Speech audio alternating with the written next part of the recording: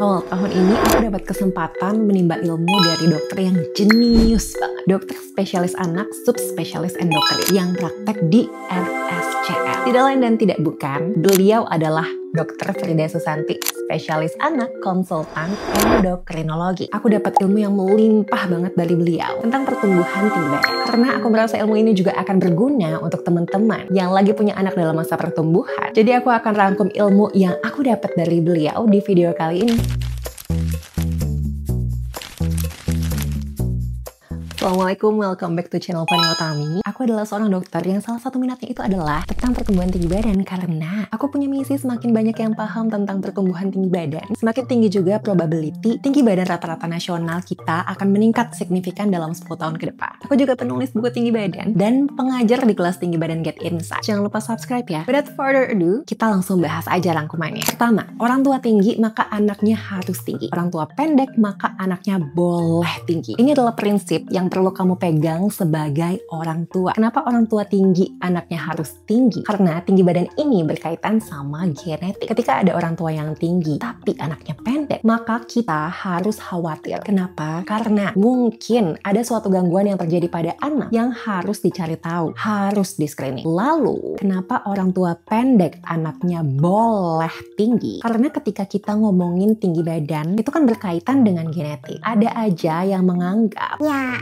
anaknya nggak bakal bisa tambah tinggi, soalnya orang tuanya pendek. jadi seolah tuh anaknya nggak boleh tinggi. Tapi sekarang tuh udah tahun 2025, harus di-shifting pemahamannya. Orang tua pendek, anaknya boleh tinggi. Harus diusahain. Udah banyak juga yang berhasil. Kedua, fase pertumbuhan tinggi badan itu terbagi menjadi 4. Aku udah pernah jelasin ini juga di video aku yang lain dan juga di kelas tinggi badan Get Insight. Tapi Dr. Frida ini benar-benar emphasize ini juga. Jadi kamu sebagai orang tua itu juga perlu ingat tentang ini ya. Ini dia grafik fase pertumbuhannya berdasarkan usia, dan ini kategori fase pertumbuhan berdasarkan kontribusi pertumbuhannya sampai tinggi akhir saat dewasa nanti. Ini udah pernah aku bahas di video yang lain. 3. Pertumbuhan tinggi badan antara anak laki-laki dan perempuan itu nggak akan berbeda pada fase fetus hingga anak, tapi perbedaannya terjadi pada fase puber. Ini grafiknya supaya lebih kebayang. Perempuan garis kuning kecoklatan, laki-laki garis ungu. Garis vertikal ini adalah laju pertumbuhan tinggi badan dalam 1 tahun. Kelihatan ya bedanya. 4. Tren pertumbuhan tinggi badan makin bagus di Indonesia, terutama di kota besar seperti Jakarta. Teman-teman ada yang pernah lihat growth chart ini nggak? Ini growth chart dari CDC. Dulu kurva ini tuh nggak terlalu cocok sama orang Indonesia, sehingga dikembangkan oleh pakar, oleh prof, sebuah growth chart dengan kearifan lokal versi Indonesia untuk mengakomodir orang Indonesia yang memang cenderung lebih pendek jika dibandingkan dengan negara lain. Tapi kalau kita ngomongin tahun 2025, Dr. Frida itu menyampaikan kalau spesifiknya di Jakarta udah makin banyak nih anak-anak yang ternyata tuh cocok dengan growth chart dari CDC. Ini karena pertumbuhan tinggi badannya tuh udah luar biasa optimal. Kalau dari TPG banyak juga yang udah rentang paling tinggi dari TPG itu. Nah, tapi ini faktornya banyak. Jadi kita bahasnya di video yang lain ya detailnya. 5. Mid parental height dan tinggi potensi genetik itu harus banget jadi patokan pertumbuhan tinggi badan anak. Teman-teman yang belum pernah hitung MPH alias mid parental height dan TPG alias tinggi potensi genetik,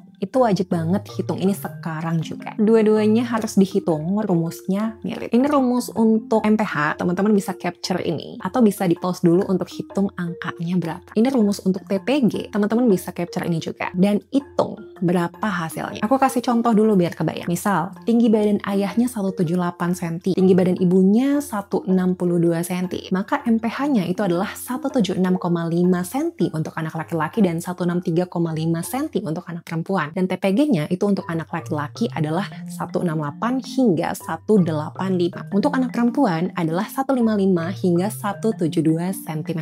Nah, MPH dan TPG ini tentu ada kekurangan karena nggak bisa dihitung kalau tinggi badan orang tuanya salah satu atau keduanya itu nggak tahu berapa. Jadi memang benar-benar kita harus punya data tinggi badan ibu dan tinggi badan ayah. 6.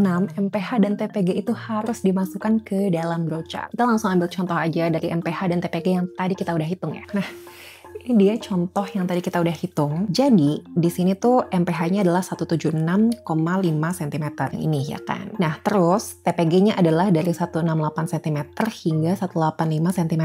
Di sini MPH-nya kita tandain dulu. Di sini yang ini yang tengah 176,5 cm.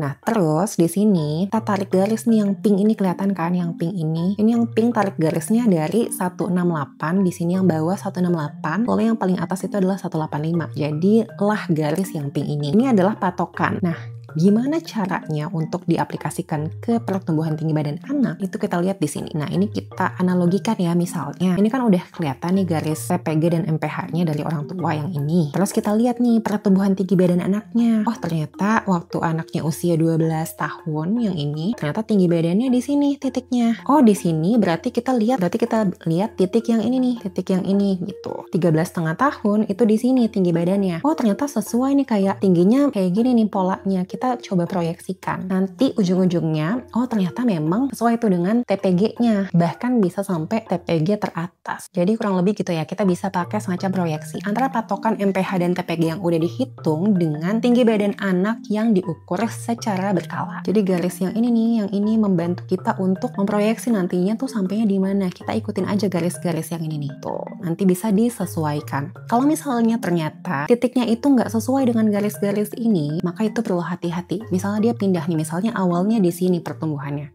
tinggi badannya di sini. Tiba-tiba pas usia 10 tahun di sini. Wah, itu harus hati-hati. Itu harus benar-benar langsung diperiksa. Karena kemungkinan ada sesuatu. Berikutnya kita ambil contoh yang tadi, yang perempuan. Berarti di sini MPH-nya adalah 163,5 cm. Lalu TPG-nya paling rendah rentangnya adalah 155 cm hingga 172 cm.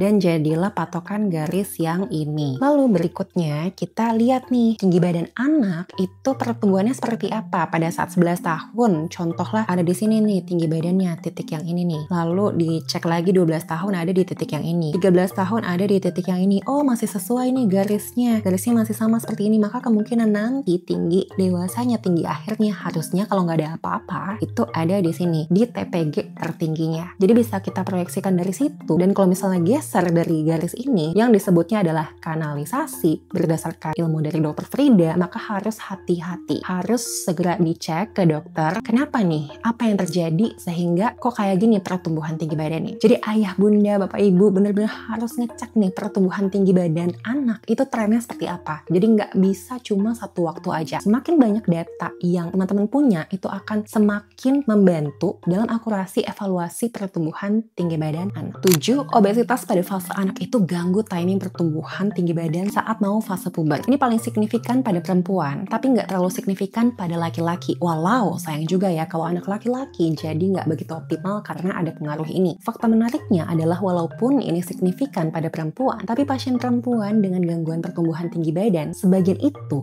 emang nggak mau terlalu tinggi. Kayak ya udah cukup aja gitu. Pertumbuhan tinggi badannya segitu aja. Beda kalau pasiennya itu anak laki-laki. Ini bakal benar-benar jadi masalah buat mereka. Jadi teman-teman sebagai orang tua juga harus paham ya. Perbedaan sudut pandang ini. 8. Banyak pertumbuhan tinggi badan nggak optimal di Indonesia karena gangguan hormon. Tapi banyak yang nggak ketahuan. Jadi walau sekarang udah tahun 2025, tapi memang masih belum banyak yang aware terkait dengan gangguan hormon yang bisa ganggu pertumbuhan tinggi badan. Ada aja orang tua yang entah karena sibuk atau apa, tapi telat sadar kalau anaknya itu perlu bantuan. Akhirnya telat diperiksa ke dokter dan pertumbuhan tinggi badannya itu jadi nggak optimal. Dan yang lebih miris, orang tuanya itu jadi merasa bersalah karena ini. Makanya sebagai orang tua, kita tuh harus rajin update ilmu terus demi anak. Sekarang juga udah ada kebijakan yang luar biasa bagus di Indonesia, di negara kita, yaitu screening hormon tiroid pada saat baru lahir. Ini banyak banget manfaatnya, salah satunya adalah berkaitan dengan tinggi badan. 9. Secular trend yang positif pada pertumbuhan tinggi badan itu semakin terlihat. Secular trends dalam konteks tinggi badan ini maksudnya adalah suatu fenomena di mana generasi yang lebih muda itu tuh hampir selalu lebih tinggi dari generasi sebelumnya. Ini dipengaruhi oleh perbaikan gizi, kesehatan, pendidikan, dan juga lingkungan. Atau bisa dikategorikan juga sebagai faktor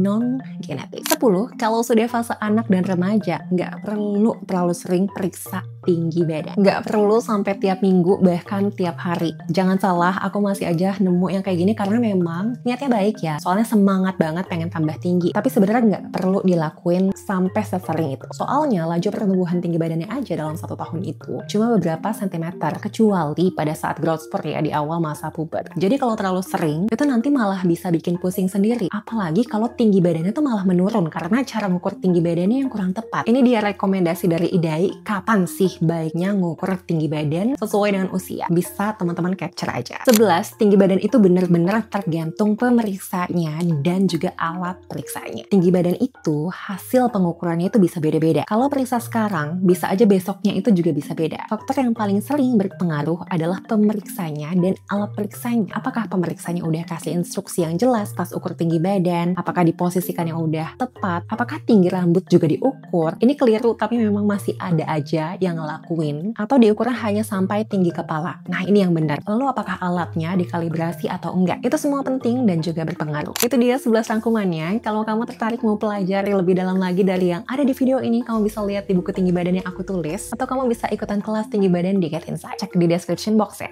Semoga informasi di video ini bisa sedikit membantu. Jangan lupa subscribe karena akan ada lebih banyak lagi video tentang tinggi badan di channel ini. Semoga kita dan orang kesayangan kita sehat selalu. Sekian video kali ini. Assalamualaikum.